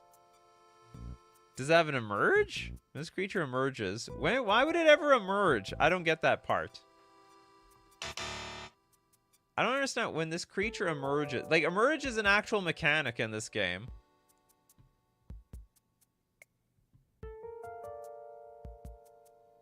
Oh, did I find a flaw in your cards? I do that sometimes. Yeah, like, how does this card emerge? Oh, it has... Oh, sorry. I guess it's short for Adaptive Emerge. 3 mana. When this creature adaptive emerges, it becomes the sacrifice creature's types in addition to its own type. I don't understand how that happens, though. It's an alternate emerge? I don't know. That ability is awesome and a flavor win. I must not understand. Is this like an Aliens reference? I think it's from Aliens. I think the adaptive emerge equals emerge plus gets the type. Instructions unclear. Very unclear. Xenomorph Warrior, black, black, black, black with a 4/3. Another adaptive emerge. So we have to understand this thing quickly for 3 mana. When this creature emerges, it becomes the sacrifice creature. Oh! Okay, so it is emerge for 3 mana. When this creature emerges, it becomes the sacrifice creature's types in addition. Okay, I got it. Okay, do you know what? We go back. I understand now. It's coming. It all coming together now. It also has acid blood. Pay 3, tap, put a pounce counter on target creature, and we don't know what a pounce counter is. And put a stun counter on Xenomorph Warrior. Is there a pounce counter? Does that exist? I'm assuming this is fine.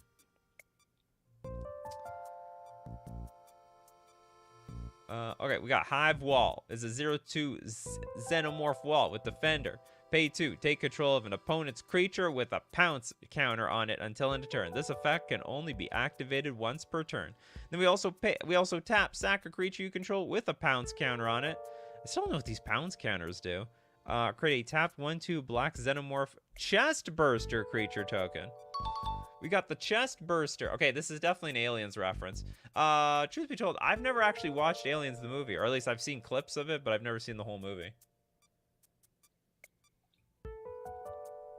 All right, cool. This is disgusting. It looks like a fish. It's a fish alien. Xenomorph Chest Burster. It's a 1/2 Xenomorph spawn. It's got Evolve, so it can get bigger.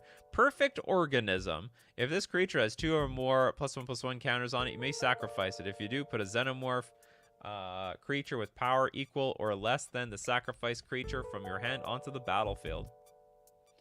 Google Chest Buster. You know what? I don't think I want to look up a chest buster. Is that like when you bust all over your chest or something? Xenomorph Runner. We got a black 1 generic 2/1. A Xenomorph Dog. Adaptive Emerge. Also for 2 mana. Creature can come into play with all the creature types. I don't know what would be the point of getting all the creature types though. So this one has haste and acid blood and pay 2 tap. Target tap creature gets a pounce counter, and Xenomorph Runner gets a stun counter. I think these are all fair, and I think they're all fair and fine. Can't cast it, has no mana cost.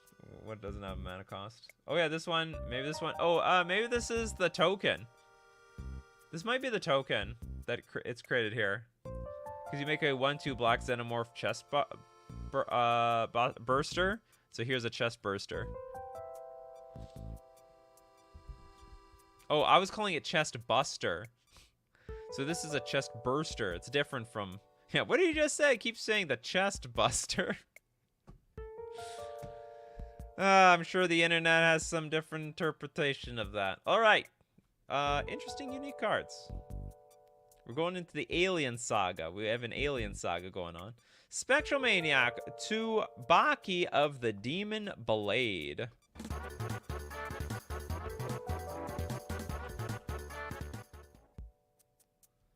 Okay, Tsubaki is a Mardu 3/2 human assassin with ambush. Creature has hexproof as long as it hasn't attacked or dealt damage.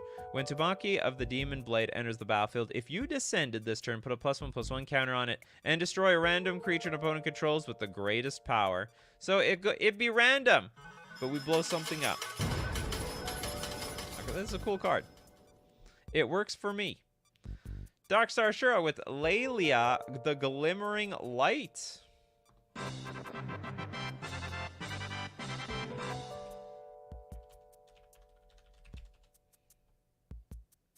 Ooh, oh, I thought it was a dragon for a second. I could see a dragon called Lelia. Okay, Lelia, Glimmering Light is an angel for 4 mana. 4 mana angel? Flying in wards, sacrifice an artifact or enchantment. It's basically indestructible. 3/3. Creatures your opponents control enter tapped. Holy crap. Pay 2, tap, put a shield counter on another target creature you control, activate only as a sorcery. I guess it's fine. It's push though.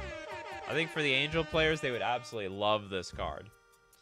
You better be making them treasure tokens, because you'll need them to target the Lalia.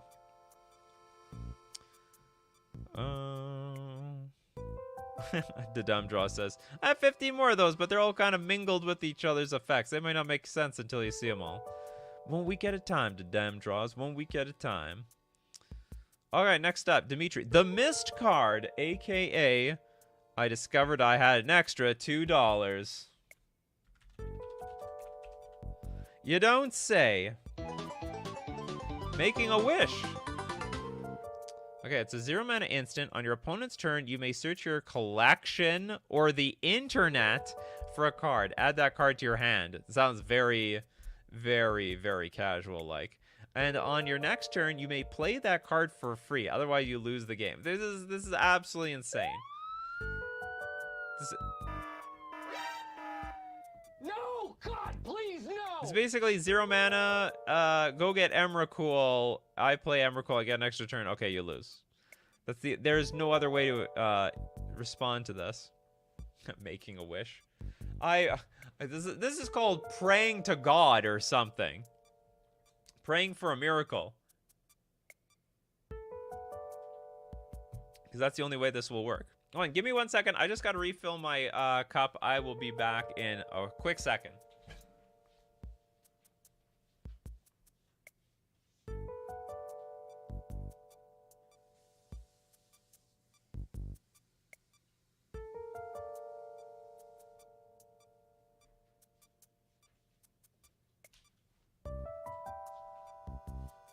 Custom card shows go long. Go long time. Can I search for making a wish? Yeah, absolutely. All right, next up. Darkstar Ashura with the Palladium Abyssal Empyrean.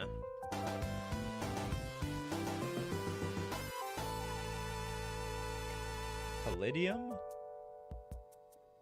Revision 2. You people love your revisions. Part 1, Part 2, Part 3. Okay, 4 mana for a 3/4 Angel Demon. As usual, a complete wall of text. We got Flying Trample. Players can't win or lose the game. For 4 mana? Holy crap. Okay, when Palladium Abyssal Empyrean phases in, does it phase out? Each player gets a poison counter. Pay 3, Palladium Abyssal Empyrean phases out. I like that, sort of cool. Any player may activate this ability. Oh, that's so cool.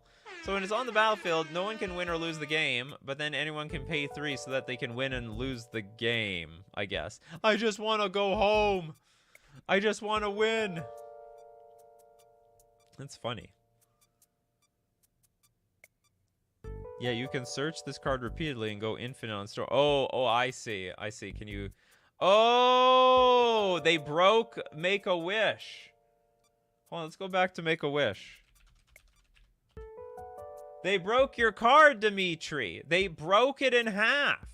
On your opponent's turn, you may search your collection or the internet for a card. Add that card to your hand. So you just repeatedly keep looking for Make a Wish because it's 0 mana. So you make a wish, look for Make a Wish. Make a Wish again, look for Make a Wish. On your next turn, you may play that card for free, and then you just keep making, yeah, just keep making a wish. Make a Wish already was broken by itself. Unbelievable. Oh, I see. On your no, you may put in your hand. Okay, on your opponent's turn, you may search your collection or the internet for a card. Add that card to your hand, and on your next turn, you may play that card for free. Otherwise, you lose the game. You can play it as many times as you want. There's no restrict. You play it on your opponent's turn, and you can keep playing this thing over and over and over again. This card's 0 mana. You know, the Storm card that you get later, like the final Make a Wish, can be like Grape Shot. Yeah, it doesn't say you can't cast it. So you just repeatedly play it. So anyway, that's an interesting observation. Making a Wish completely busted in half around here. Infinite cards.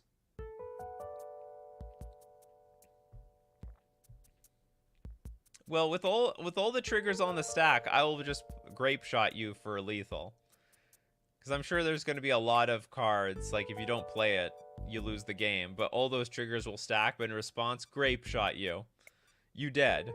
Yeah, you better update. Look, it's broken. It self-defeats itself. All right, Islar, prepare for trouble.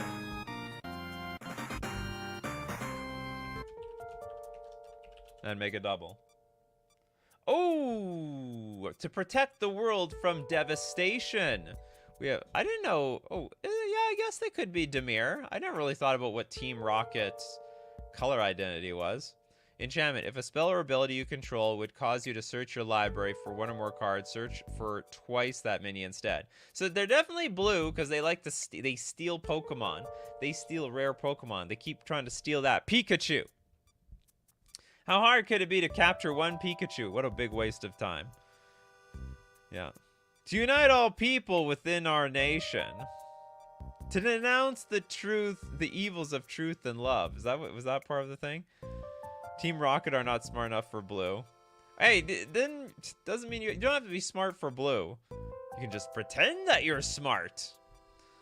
Okay, if a spell or ability you control would cause you to search your library for one or more cards, search for twice that many instead. I don't even feel like Team Rocket would do something like that. Anyway, that's fine. For 7 mana, you can look for 4 cards by all means. To extend our reach to the stars above. Jesse James. Anyone gonna finish this song? I'd play it on stream if I could, but I'm gonna get a massive copyright strike from who owned, probably the Pokemon Company or something. There needs to be a card called Blasting Off Again. That's a counter or some kind of backfire ability. Yeah. Team Rocket's blasting off again. Okay, Michael. Schrodinger's cat dual cards. Cool. I can't wait to look at see what you got over here. I'm just gonna go cat duel. Hopefully that will pop it up. It did. What do we got here? We got the sealed box. For 1 black, it's an artifact. Look inside. At the beginning of your upkeep, you may pay 1. If you do, you roll a d20. 1 to 10, draw a card, then transform the sealed box.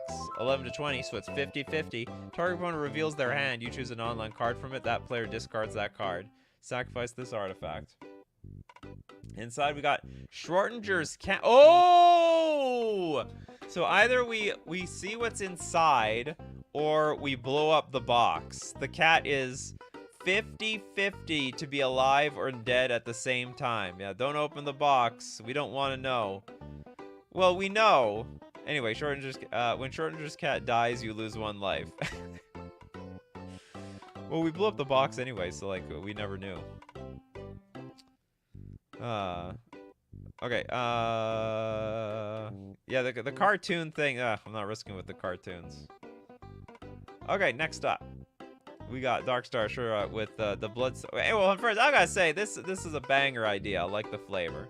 The flavor was great on this card. I don't know if it's that great of a card. I mean, it's cheap. It's like 1 mana, so no harm, no foul. Darkstar Shura with the Bloodthirsty Abomination.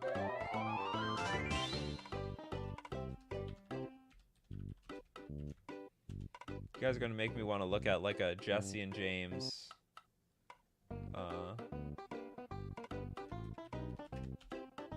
What's it called? Compilation or something after this. The Bloodthirsty Abomination, a red-black X for a 2/2 vampire horror. When you cast Bloodthirsty Abomination, cast Bloodthirst Abomination, create X blood tokens, flying lifelink. Whenever you sacrifice a blood token, put a +1/+1 counter on the Bloodthirsty Abomination. Great card. Think for them vampire decks. You get X blood tokens. You can always use more tokens around here. James was the best. He always said the funniest stuff. They were both great. I miss Pokemon. I should watch. The problem is I can't even watch the old Pokemon stuff. I don't even know where to find it. You know, I go on Netflix and there's a bunch of this new Pokemon stuff. I'm like, that's not it's Ash with a much deeper voice. Ash grew up. I want the old Ash. Okay, we got Nathan. Partner pair, Henry Conqueror of the Meek and Ralph Eager Affectionate.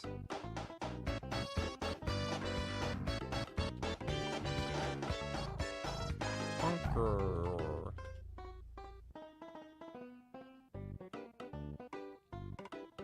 It's on the internet, just on potentially questionable sites. You know, I used to be a young Nikachu that went to questionable websites and then had to like format my computer once in a while, and I don't feel like doing that anymore. The risk reward is just not there. It's just not there anymore. If I could pay money for it, I will do it. Okay, Ralph, eager affectionate. We have a red, 2 generic, 4 dog meatball. It's partnered with Henry. I have a feeling this is your dog.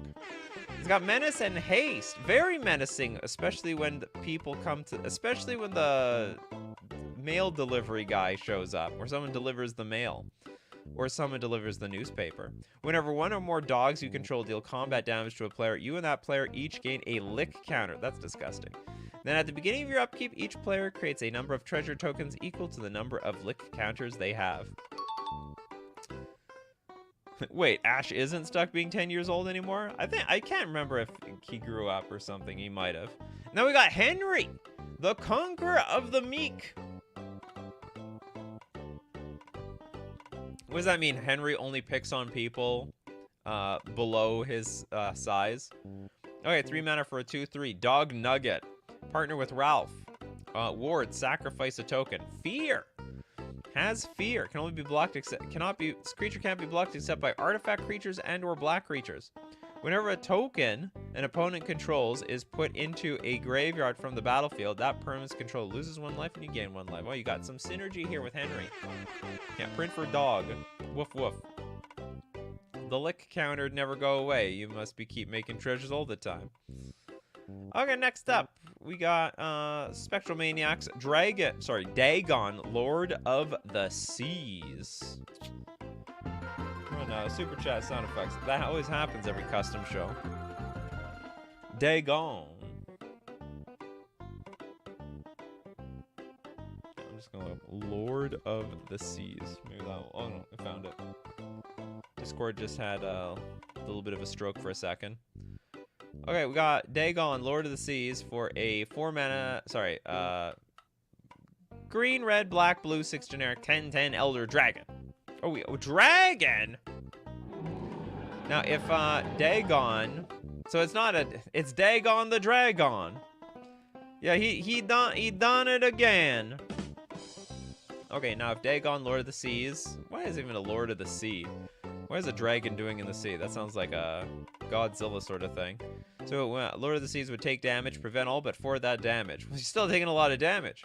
When Dagon, Lord of the Seas attacks, if you control an island, untap it, and then after this phase, there's an additional combat phase. Ability triggers only 3 times each turn, you say? Only. I'll admit, this is like 10 mana, so sure, have as many attacks as you want. You're a huge fan of Godzilla, are you, the Jaded? Huge fan. I didn't know you were a Godzilla fan. Can't tell who is a Godzilla fan anyway. Yeah, only 3 times. I like that, only 3 times. So when you attack, if you control an island, you get to untap your island and then attack 3 more times. So basically, someone has to deal with 40 damage. So I'm gonna attack. You better have, but it doesn't have trample. Just need a lot of chump blockers. What a weird card. Okay, we dealt with this one. We dealt with Ghostier's card a long time ago. Okay, we got John Scott with the Necrophantasia.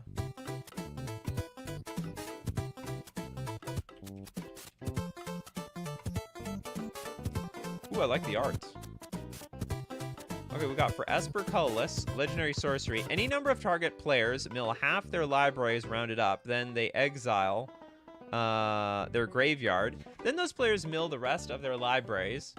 Then those players shuffle all cards they own in exile into their libraries. Shuffle Necromancy into your library. Did this even do anything?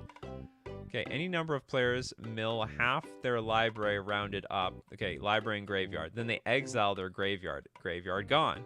Then those players mill the rest of their library. Okay, so like half deck exiled, half deck in graveyard. Then those players shuffle all cards they own in exile into their libraries. Shuffle Necro. This is like a really weird way of saying like take half your deck and lose it. Basically. Totally legal. Probably will peeve off some people. It's probably a really good anti-combo card. Because if your opponent's deck has like, I don't know, 1 or 2 cards that are dependent on a combo, 50% chance, there's a 50% chance they're gonna get screwed, right? Yeah, so basically, well, half the deck gets exiled. So like one gets exiled, or no, or it doesn't get milled. Hold on, we put the exile. Then those players who shuffle the cards that they own in exile. Okay, you're right. It gets milled. So half of it gets milled. It's fairer than that new Eldrazi that exiles half your library. Yeah, I guess so. It does make sense for Yukari. Okay, go Sarah with another. The border control.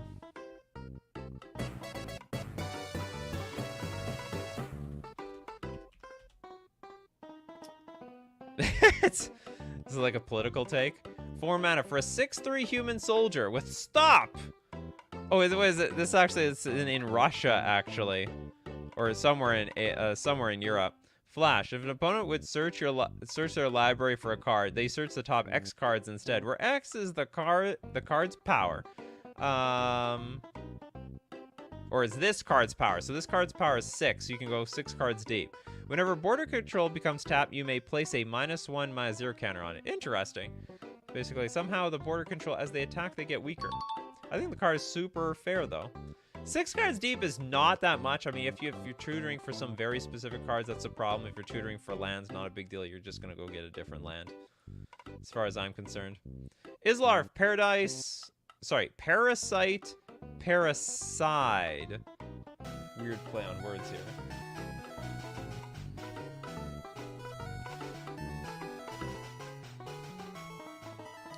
Okay, Paraside.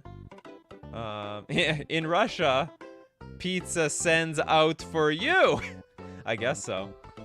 Okay, Parasite is a 2/2 aura insect with bestow for a green and a black. Now, at the beginning of each end step, put a -1/-1 counter on enchanted creature. If Parasite is a creature, put a -1/-1 counter on each other creature you control instead.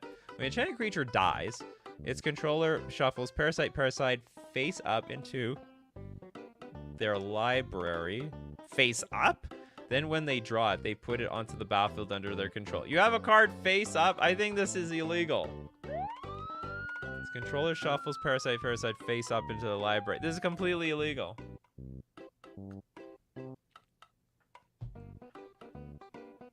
You cannot. I mean, it should be like a silver border card, is all I'm saying. Silver border.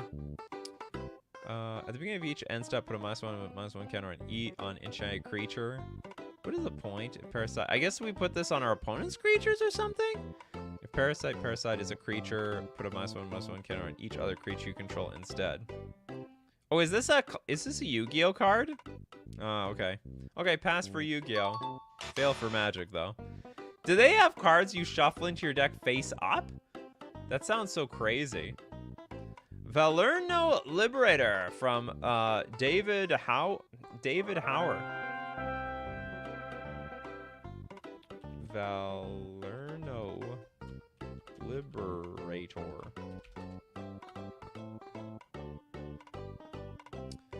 This is a 5 mana 3/3. Free running for a black 2 generic. You may cast this spell for its free running cost if you dealt combat damage to a player this turn with an assassin or commander. Oh, it's like Prowl, right? So when the Liberator enters the battlefield, you take the initiative. Oh, God. Oh, God. I guess it's not any worse than the other initiative cards. Whenever it attacks, if defending player has the initiative, gains first strike and death touch until end of turn. I guess it's not any more broken than the other. At least this card makes you attack first, deal damage to the opponent, then activate this and get the initiative. Whereas other initiative cards, it's like, just like, I got the initiative. Suck it up. Nothing you can do about it, bozos. I just played this card. I got the initiative. Okay, next up, Darkstar Ashura. The final card. You hit your 10 for the day, huh? The Merfolk Fisherman, Revision 2.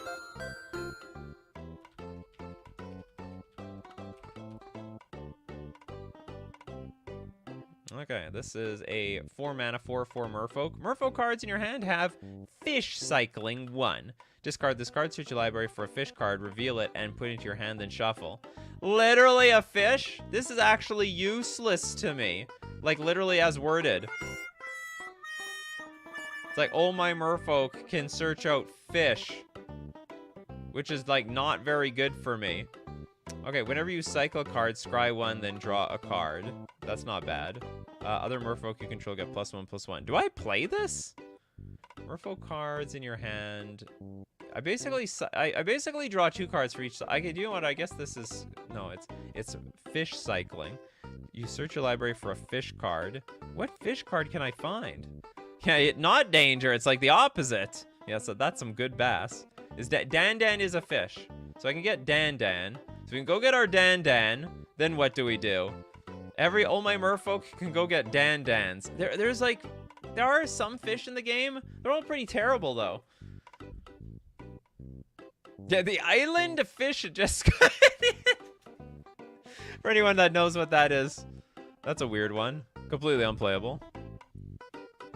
You'd have to get a commander that transforms your merfolk into merfolk fish. No, there's some cards that would do it too. Oh, this is, well, okay, it's legal. Like I say, it's a legal card. It's not gonna do what I want it to do. Was that a mistake, or you specifically put fish? Oh, I guess this is flavorful. We're a merfolk fisherman. We're fishing. We fish. Miguel, thank you very much for your super chat. The hell was your card? Okay, Miguel, did you? I'm gonna look for your super chat and see if you had said anything after that. Okay, forgot to put the post name. You're very lucky, Miguel. We're at the end of the show, so I could find your post very easily. It is Karma and Alea. Karma and Alea on your Discord. Thanks so much. Found it. Hubba. Okay, we got a white, green, one generic. Dara Karma. It is interestingly templated. Like the design is very different and fresh and unique. Looks like it's from a different card game, to be honest. Okay. No, we're not done yet. You know what? We're gonna finish it on this one, so that's fine with me.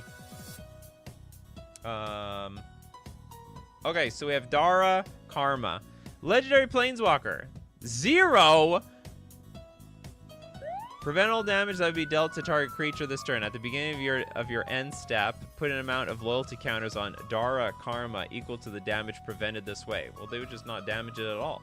Pay 0. Again, you get an emblem. At the beginning of your combat on your turn, choose a creature you control. That creature must be blocked this turn if able. Oh, so it's like constant lure. And then -6. Choose up to 4 aura cards you own from outside the game. Reveal them. Put them into your hand. And until end of turn, enchantment spells you cast cost white less to cast. I actually think this is fair. I have nothing against this card.